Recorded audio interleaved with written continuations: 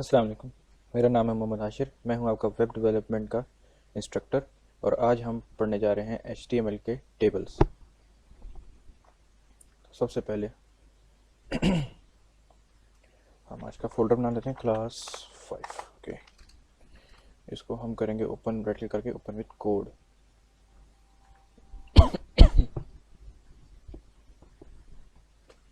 Okay, perfect, code open हो गया। अब सबसे पहले यहाँ पर अपनी फाइल बनाई जाएगी index.html। इंडेक्स का आई छोटा ही रखा जाता है, ये याद से। ओके, सबसे पहले एक्सक्लेमेशन मार्क, एंटर। आज का टॉपिक क्या है? टेबल्स। हम इसको लाइव करते हैं। चलो, हो जा लाइव, हो गया। ओके, ब्लैंक स्क्रीन है। अब हम टेबल्स पढ़ने जा रहे हैं, ठीक है, HTML के। तो सबसे पहले HTML का टेबल टैग से स्टार्ट होता है।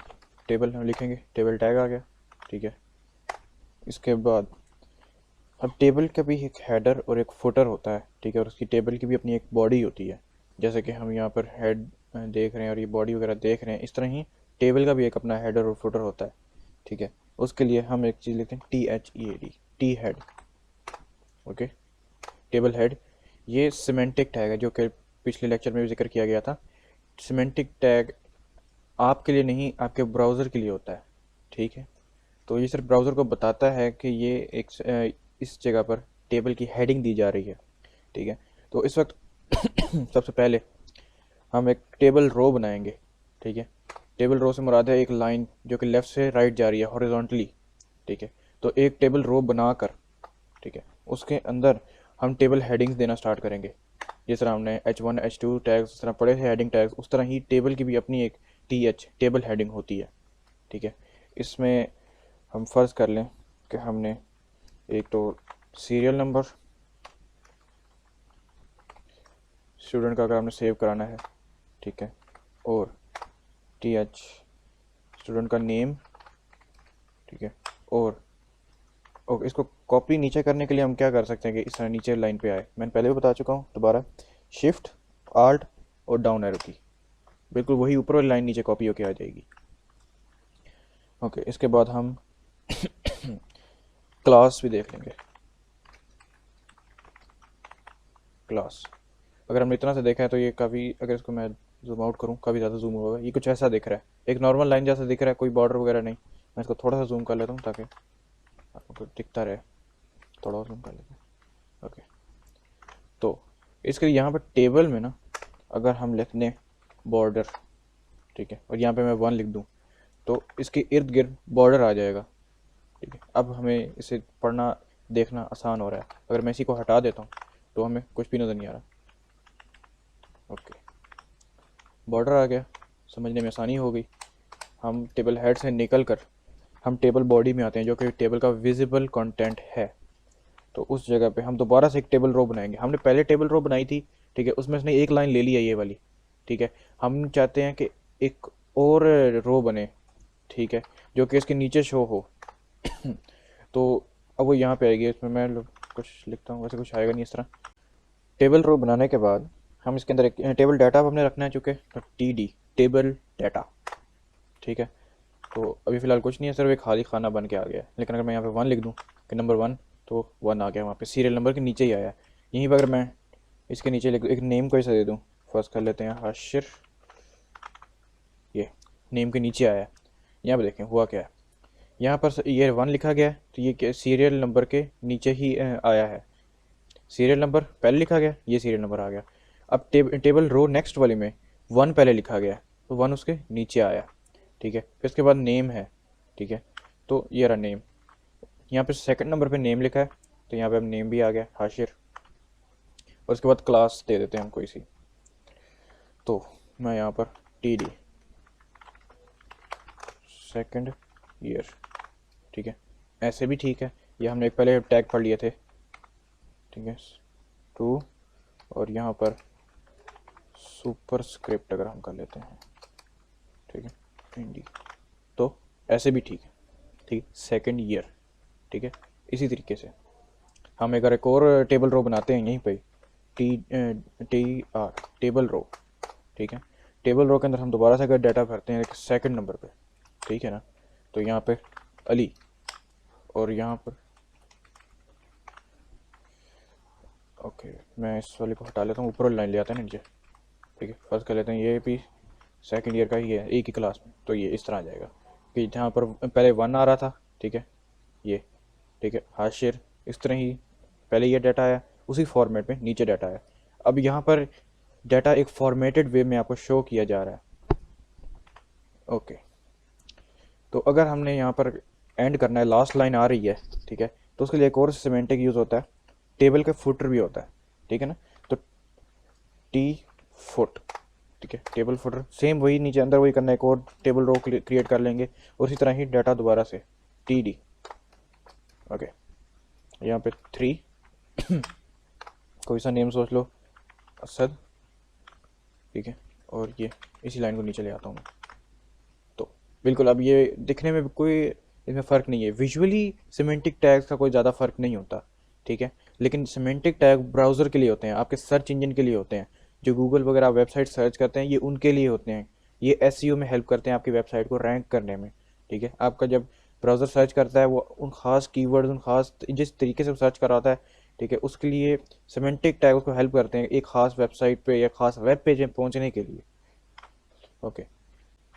लेकिन क्या हो अगर मुझे जो है ना इस बॉक्स को, ठीक है, मैं चाहता हूँ कि ये इस जगह पे तो आई सही, साथ ही साथ इतना लंबा इसका फैलाव हो जाए, ठीक है, उस सूरत में मैं क्या करूँगा, ठीक है। ऐसा भी किया जा सकता है इस टेबल में, ज़रूरी नहीं है कि सिर्फ जो एक ऊपर जिस तरह एक सांचा बन गया, एक जो इसका स्ट्रक्चर बन गया उस तरह नहीं, हम इसको अपनी तरफ से अपनी तरह से अपनी नीड्स के मुताबिक इसको दोबारा से रीडिज़ाइन कर सकते हैं। तो इसमें हम सबसे पहले तो मैं फॉर एग्जांपल इसको कमेंट कर लेता हूँ, ठीक है, कमेंट हो गया, ठीक है, यहाँ से वो हट गया, ठीक है। अब वो सेकंड नंबर पे ये कमेंट चूँकि रीड नहीं होते, तब सेकंड नंबर पे सेकंड ईयर आ रहा है, तो नेम की जगह सेकंड ईयर आ गया।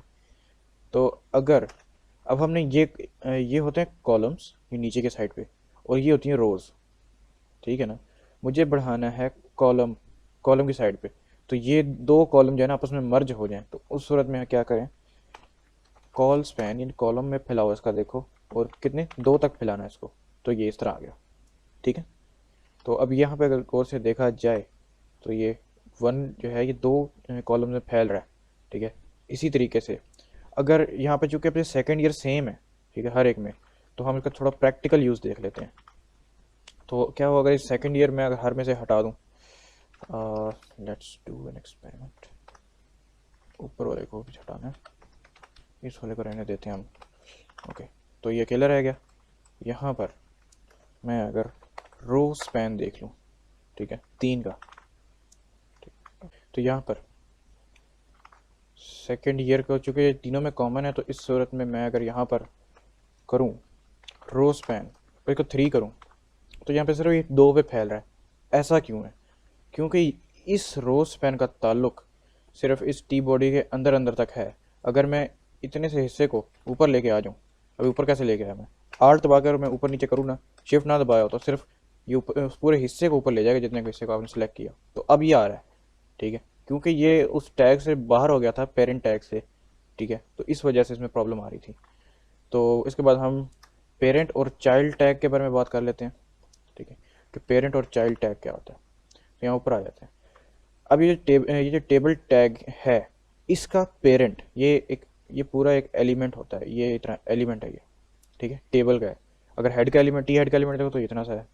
तो अच्छा, अब ये बॉडी के टैग के अंदर जितने टैग्स हैं, ठीक है, ये बॉडी के चिल्ड्रन हैं, ठीक है, और ये जो टेबल के अंदर टी हेड टैग है, ये टेबल का चिल्ड्रन है। टी हेड के अंदर जो ये वाला टी आर टैग है, ये टी हेड का चिल्ड्रन है। यानी कि जो बाहर का टैग है ना, जैसे कि ये, ठीक है, इसके अंदर भी अगर मैं बी बोल्ड लिखता हूँ, ठीक है ना, तो यहाँ पे है क्या, पी टैग है, पी के अंदर बोल्ड टैग है, ठीक है।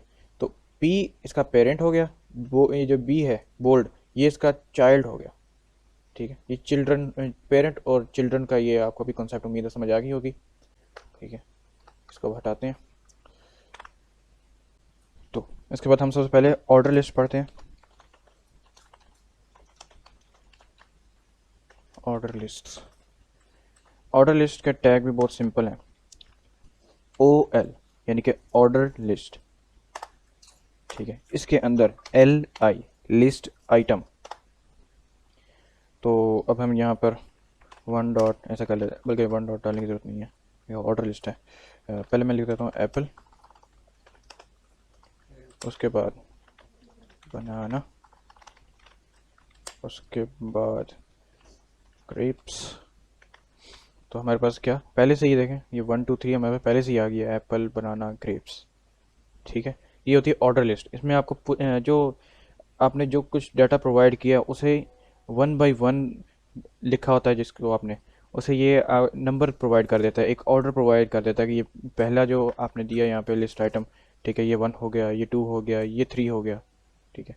इसी तरीके से हम जितने मर्जी इसको बढ़ाते जाएं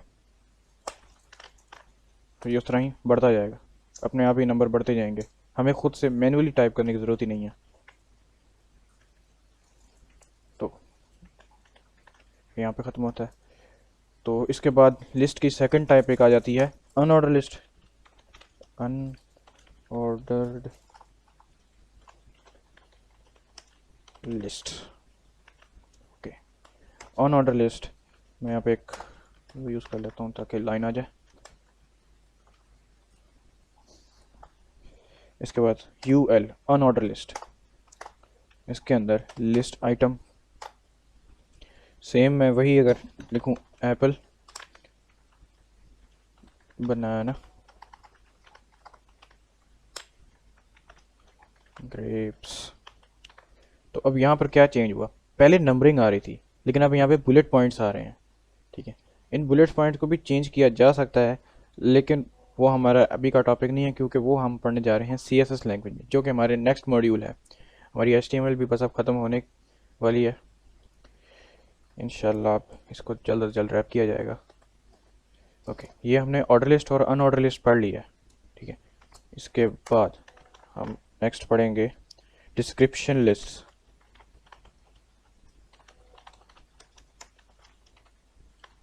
डिस्क्रिप्शन लिस्ट, तो डिस्क्रिप्शन लिस्ट सबसे पहले DL डिस्क्रिप्शन लिस्ट, इसके अंदर डिस्क्रिप्शन का टाइटल आता है, ठीक है। टाइटल में क्या है, फ्रूट लिख लो,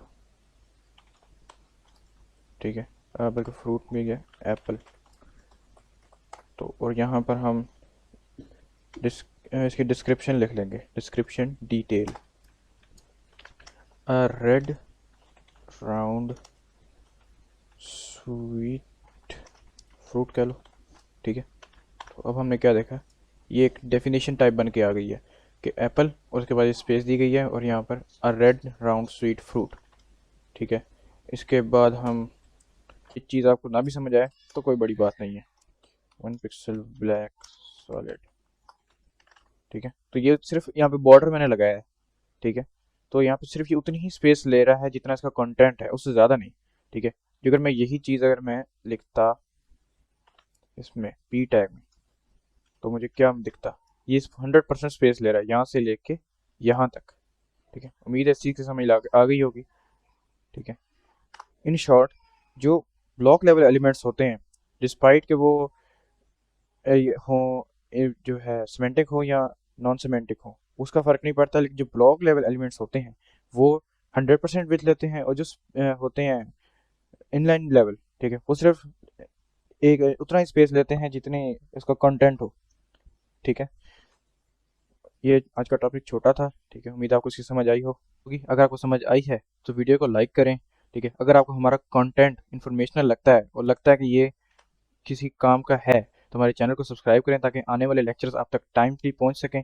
हमारे बेल आइकन को भी सब्सक्राइब करने के बाद ज़रूर से दबाएं, ठीक है। और अगर आपको किसी भी किस्म की कोई भी क्यूरी है तो आप हमसे कमेंट सेक्शन में रब्ता कर सकते हैं, इंशाल्लाह आपको जल्द अज जल्द जवाब दिया जाएगा। अल्लाह हाफिज़।